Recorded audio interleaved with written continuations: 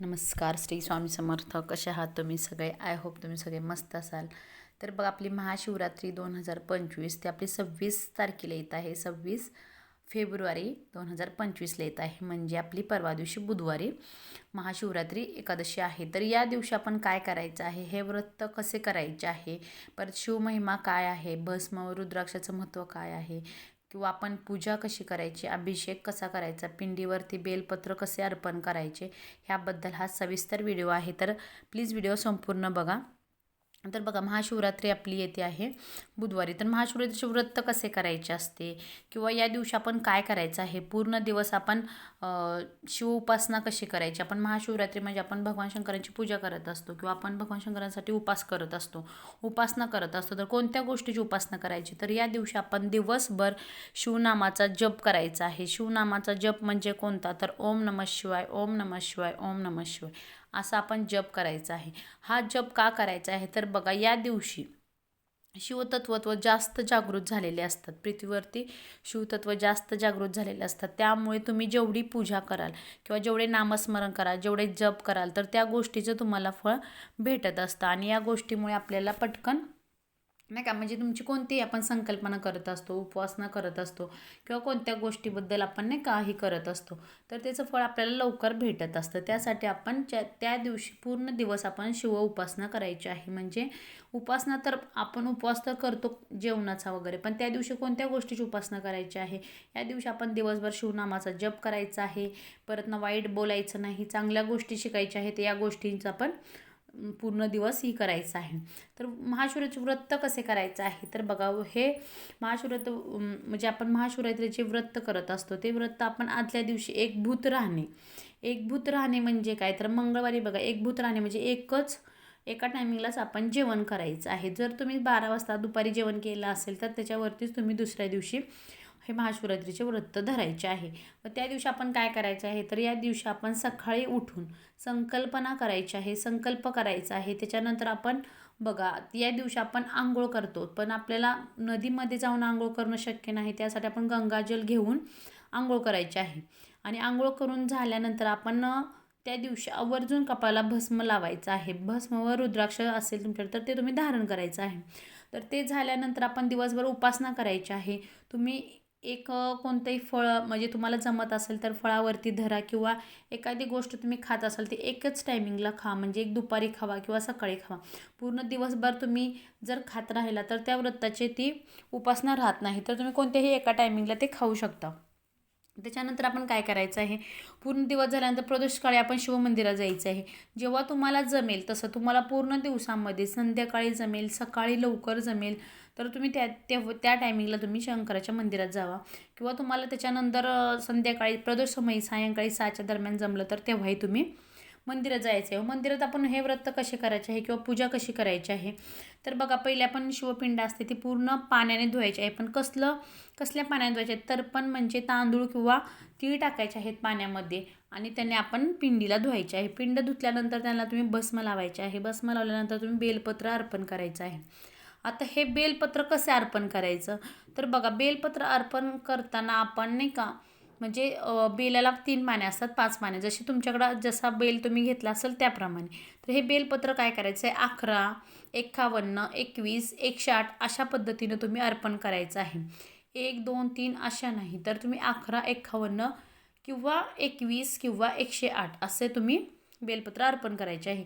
व ते अर्पण करताना काय करायचं आहे, तर जे पिंडीवरती जेव्हा आपण अर्पण करत असतो तेव्हा ते पालतं ठेवायचं आहे. व त्याची 3 पानं आपल्या साईडला, व जो देठ असतो तो पिंडीच्या देवाच्या साईडला करायचा आहे. आणि अशा प्रकारे आपण हे बेल अर्पण करायचं आहे. त्याच्यानंतर आपण काय करायचं आहे, तुम्ही दूध अर्पण करू शकता. त्याच्यानंतर तुम्ही तांदूळ न्यायचे आहेत, तांदूळ अर्पण करायचे आहेत. त्याच्यानंतर तुम्ही कोणतेही पांढरे फूल तुम्ही पिंडीवरती अर्पण करायचे आहे. ते अर्पण केल्यानंतर त्यातलं एक फूल काढून आपण जेव्हा पूजा वगैरे झाल्यानंतर, नमस्कार वगैरे केल्यानंतर एक फूल काढून घ्यायचं आहे व ते आपल्या मस्तकाला लावायचं आहे. आणि हे अशा प्रकारे आपण ही महाशिवरात्रीचे व्रत करायचं आहे. पण याची फलश्रुती काय असते, म्हणजे हे व्रत केल्यानंतर काय आपल्याला भेटत असतं. आपण एवढी मनापासून पूजा करत असतो बघा, मुलं करतात, मुली करतात. हे व्रत कोणी करावे, तर सगळ्यांनी केलं तरी चालतं.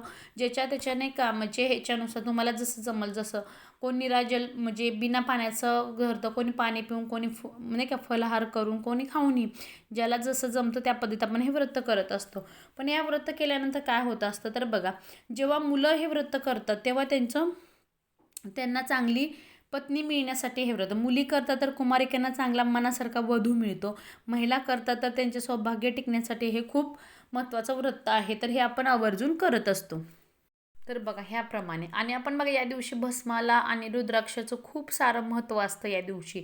तर भस्माचा अर्थ काय आहे, भस्म म्हणजे काय आहे, नाशिवंत, शरीर हे नाशिवंत आहे, याचे सतत स्मरण राहण्यासाठी एक प्रतीक म्हणून आपण भस्म वापरत असतो. भस्म म्हणजे काय, सगळं जळून कसं म्हणतं भस्म होतं, म्हणजे या आपल्या नाशिवंत शरीर आहे किंवा या देह आपला ही आहे, तर याचा काहीही काय याचा काही उपयोग नाही आहे, नाशिवंत शरीर आहे, त्याचं आपल्याला स्मरण राहिलं पाहिजे, त्यासाठी आपण हे भस्म हे प्रतीक असतं. रुद्राक्ष म्हणजे काय, रुद्राक्ष एक आपल्या आत्म्यासारखं असतं, आत्म्याला कधीही अंत नसतो, कधीही ते क्षीण होत नाही, तसं रुद्राक्ष कधीही क्षीण होत नाही, त्यासाठी रुद्राक्षाला आत्म्याची उपमा दिली आहे, ते रुद्राक्षाचं महत्त्व आहे. तर यासाठी रुद्राक्ष आपण या दिवशी नाही का आवर्जून तुम्ही रुद्राक्षाच्या माळेवरती बघा, आता आपण जेव्हा जप करत असतो भगवान शंकरांचा ओम नमः शिवाय, ओम नमः शिवाय, ओम नमः शिवाय, तेव्हा जर तुम्ही जप करत असाल तर तुम्ही रुद्राक्षाच्या माळेवरती करा बघा. मोठी माळ असेल, छोटी असेल, 108 मणींची असेल, तर जेव्हा तुम्ही आता बघा आपण स्वामींचं करत असतो तर तेव्हा तुळशीची माळ घेत असतो किंवा नाही का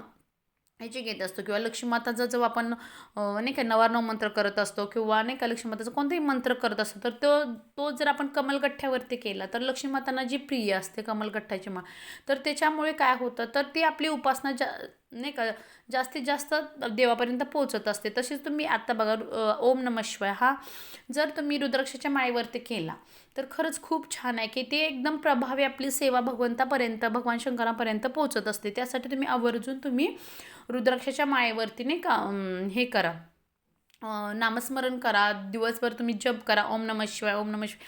जर तुम्हाला जमलं नाही रुद्राक्षाच्या माळेवरती तर तुम्ही असंही दिवसभर नाही का ओम नमः शिवाय, ओम नमः शिवाय म्हणू शकता.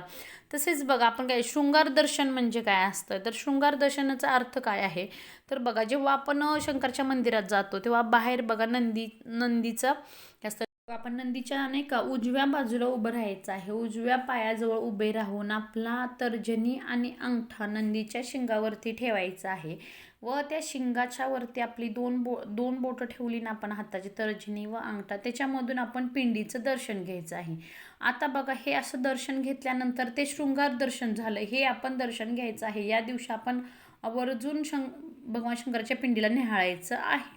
तर अशा प्रकारे हे शृंगार दर्शन बघा. आता हे शृंगार दर्शन घेणं खूप अवघड असतं. आता शंकराच्या जेव्हा आपण मंदिरात जातो, आता महाशिवरात्री म्हटल्यानंतर भयानक गर्दी असते, लाईन वगैरे असतात, त्यामुळे आपल्याला खरंच शक्य नसतं. कारण बघा जेव्हा शंकरच्या मंदिरामध्ये नंदी बाहेर असतो, तिथून आपण जर पिंडीला बघायचं म्हटलं तर आपल्याला ते म्हणजे दिसत नाही किंवा ते शक्य नाही. जेव्हा तुम्हाला जर नाही का गर्दी कमी असेल तेव्हा हे आपलं शृंगार दर्शन होऊ शकतं.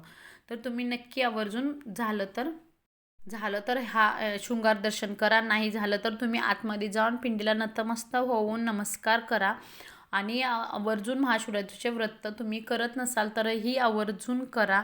आणि खरंच हे व्रत का करायचं आहे, तर बघा आपण आपल्या मनामध्ये शिवभक्ती खूप नाही का ही असते, आणि भगवान शंकर हे खूप साधा भोळा देव असल्यामुळे आपल्याला कोणतीही मनातली तुमची इच्छा असेल तर तुम्ही आवर्जून हे व्रत करा, तुमची मनातली इच्छा आवर्जून पूर्ण होईल. तर तुम्हाला माझा व्हिडिओ नक्की कसा वाटला कमेंट्समध्ये सांगा. आवडला तर लाईक करा, शेअर करा. आपल्या चॅनलवरती नवीन असाल तर चॅनलला सबस्क्राईब करायला विसरू नका. धन्यवाद.